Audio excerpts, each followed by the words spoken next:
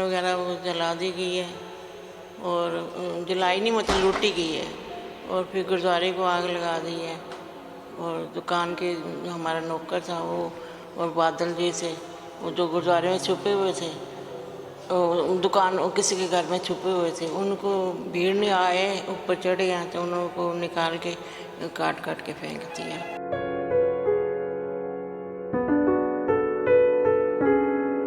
ये शाम को सुबह हमारे को पता लगा इंदिरा गांधी की डेथ हो गई है और शाम को 4 बजे वो आया है, एक पुलिस वाला आया है क्योंकि इनकी जान पहचान बहुत थी। वो एक बंदे को लेके आया है तो फट्टड़ हुआ पता सरदार। मेरे को कहता है कि भाभी जी आप इसको रख लो, तो सरदार हैं तो ऐसे दंगाबाजी हो रही है। दुकान दिखने गई थी, हमारी दुकान लूटी गई। फिर मैं अपने पटरी पे खड़ी थी गुरुद्वारे के पास, उसके सामने हमारी दुकान थी, तो वहाँ खड़ी थी तो सामान लेके जा रहे थे लोग उठा के। तो फिर उसके बाद गोल चक्कर है, उसके बाद घूम के गाड़ी आई है मास्टर, 3-4 बंदे निकले हैं वहाँ से। ये जगदीश ट्रैक्टर निकला तो उसने इशारा किया गुरुद्वारे की तरफ, लोगों को कह रहा था कि इनका कुछ भी नहीं रहना चाहिए, इन सरदारों का, गुरुद्वारे को जलाओ और सरदारों को मारो कुटो जो मर्जी करो। और इन्होंने हमारी माँ को मारा है।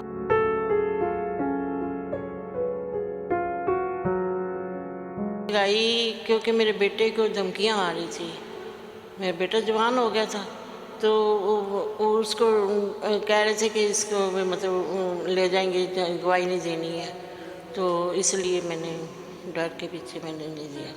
अब उसकी डेथ हो गई है 2015 में। फिर मैंने उसके बाद सोचा कि मैं कौम के लिए क्यों नहीं अपना वो करूं, इसलिए मैंने फिर वो किया। तो पहले डर था ना जब बेटा था, अब बेटा ही नहीं रहा तो मैं किससे डरना है। मैं तो उस परमात्मा से डरती हूँ जो मेरे को इंसाफ दिलाएगा। आप देख रहे हैं नवोदय टाइम्स पंजाब केसरी टीवी। 1984 सिख कत्लेआम के मामले में अभी तक इंसाफ नहीं मिल पाया है। सज्जन कुमार आखिर जेल में है, लेकिन जगदीश टाइटर को लेकर आजकल कोर्ट के अंदर गवाही चल रही है। हमारे साथ जो मेन गवाह हैं हरपाल कौर, वो हमारे साथ मौजूद हैं। हरपाल जी, 41 साल हो गए हैं, अभी तक इंसाफ नहीं मिल पाया है।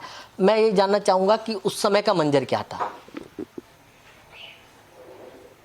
उस माहौल मतलब उस समय का किस तरीके का माहौल था? और जिस तरीके का माहौल था उसमें आपके साथ क्या घटना घटी थी? हमारे साथ तो यही घटना घटी है कि हमारी दुकान वगैरह वो जला दी गई है और जलाई नहीं मतलब लूटी गई है और फिर गुरुद्वारे को आग लगा दी है।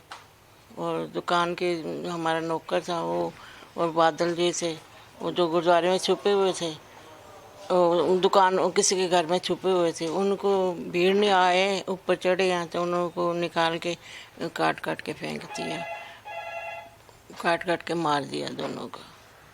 वो मंजर याद आता है तो आज कैसा लगता है?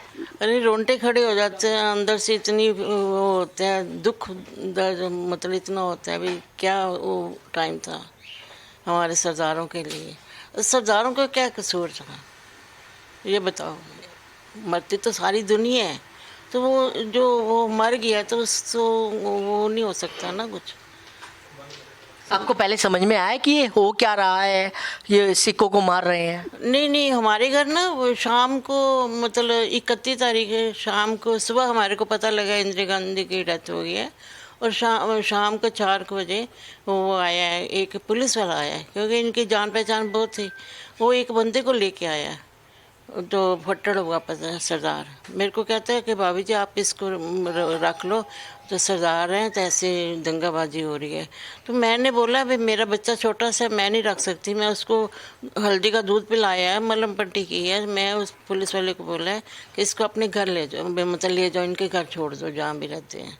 फिर वो चले गए, उसको लेके चले गए। फिर रात को आगे मार्केट में आग लगने शुरू हो गई हैं। फिर तो आपने क्या देखा था, क्योंकि आप गवाही भी कोर्ट के अंदर दे रही हैं, आपने उस समय देखा क्या था? मैंने यही देखा था, मतलब मैं अपनी दुकान देखने गई थी, हमारी दुकान लूटी गई। फिर मैं अपने पटरी पे खड़ी थी गुरुद्वारे के पास, उसके सामने हमारी दुकान थी, तो वहाँ खड़ी थी तो सामान लेके जा रहे थे लोग उठा के। तो फिर उसके बाद गोल चक्कर है, उसके बाद घूम के गाड़ी आई है मास्टर, 4 बंदे निकले हैं वहाँ से। ये जगदीश टैटर निकला तो उसने इशारा किया है गुरुद्वारे की तरफ, लोगों को कह रहा था कि इनको कुछ भी नहीं रहना चाहिए, इन सरदारों का, गुरुद्वारे को जलाओ, सरदारों को मारो, कुटो, जो मर्जी करो, और इन्होंने हमारी माँ को मारा है, ये कह के फिर वो चला गए हैं। तो जगदीश टाइटर को आप पहले भी जानते थे? हाँ जी, जानती थी। हमारी दुकान पे आता था, क्योंकि ये कांग्रेसी से मेरे हस्बैंड, तो बहुत मतलब है था, तो आता था। तो इसके बाद मतलब 84 के बाद मेरे को तो पता नहीं, मैं सोचा हमारी शायद कोई हेल्प करेगा, हेल्प क्या करनी, वो तो और ही कुछ नुकसान करा के चला गया।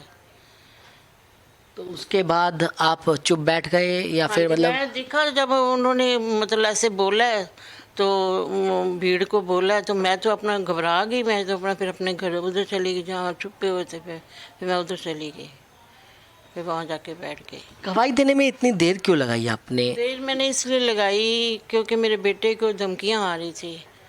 मेरा बेटा जवान हो गया था, तो वो उसको कह रहे थे कि इसको भी मतलब ले जाएंगे, गवाही नहीं देनी है, तो इसलिए मैंने डर के पीछे मैंने नहीं दिया। अब उसकी डेथ हो गई है 2015 में। फिर मैंने उसके बाद सोचा कि मैं कौम के लिए क्यों नहीं अपना वो करूं, इसलिए मैंने फिर वो किया। कभी 41 साल में डर लगा कि अगर मैं इनके खिलाफ बोलूंगी तो मेरे को कुछ हो सकता है? देखो, डर तो पहले डर था ना, जब बेटा था। अब बेटा ही नहीं रहा तो मैं किससे डरना है? मैं तो उस परमात्मा से डरती हूँ जो मेरे को इंसाफ दिलाएगा, बस। तो गवाही हो रही है कोर्ट के अंदर, डर लग रहा है? बिल्कुल नहीं, बिल्कुल नहीं, बिल्कुल नहीं डर लगा। तो जगदीश टाइटर भी कोर्ट के अंदर मौजूद? हाँ जी, कल भी मौजूद थे, आज भी बैठा हुआ था। तो कोई डर नहीं है ना, बिल्कुल नहीं।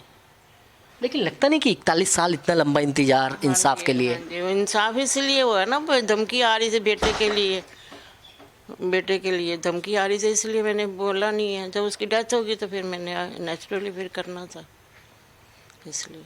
तो इंसाफ में कहीं ना कहीं मानते हैं देरी हो रही है, कानून को सख्त बनाना चाहिए? हाँ जी, देरी हो रही है ना, इसको जल्दी से जल्दी ख़त्म किया जाए, ठीक है। उम्मीद है?